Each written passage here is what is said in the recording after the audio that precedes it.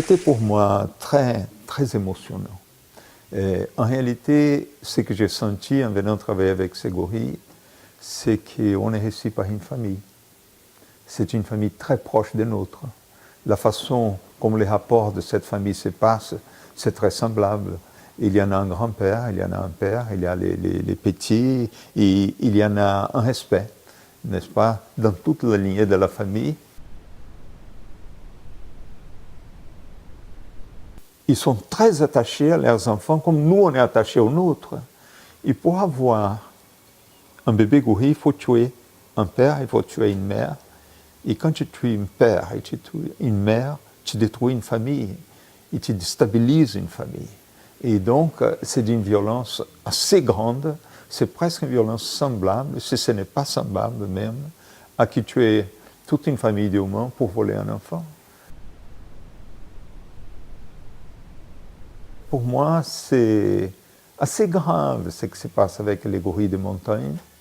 Ils sont très peu aujourd'hui, ils sont très menacés, ils sont très isolés, et avec la pression de l'augmentation de la densité des populations humaines autour de ces parcs, on observe une énorme réduction de la surface des parcs. Et donc on voit que les gorilles sont vraiment en danger de disparition. Et c'est dommage parce que ce sont des animaux qui signifient beaucoup, beaucoup pour nous les humains, parce que de tous les animaux que j'ai connus, les gorilles sont les plus proches de nous. La différence est très très petite. J'espère que ces images que j'ai faites sur la forêt, sur les populations de la forêt, n'est-ce pas, puissent aider dans un grand mouvement planétaire de protection de ces endroits.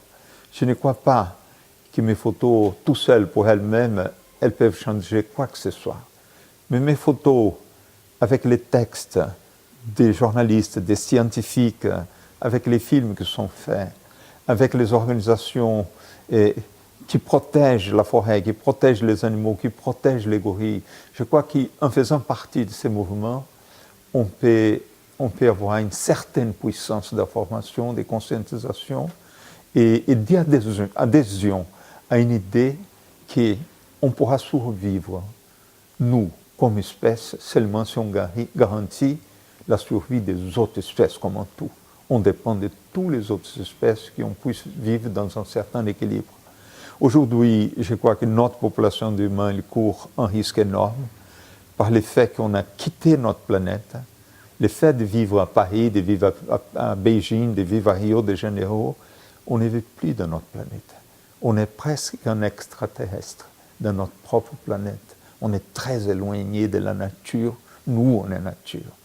Et donc, pour qu'on puisse survivre, il faut qu'on fasse un retour vers notre planète.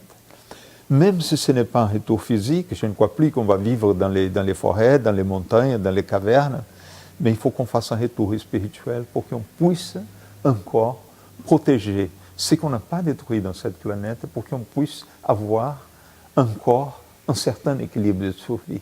Du contraire, si on passe un certain temps, ça va être très compliqué pour nous tous de survivre.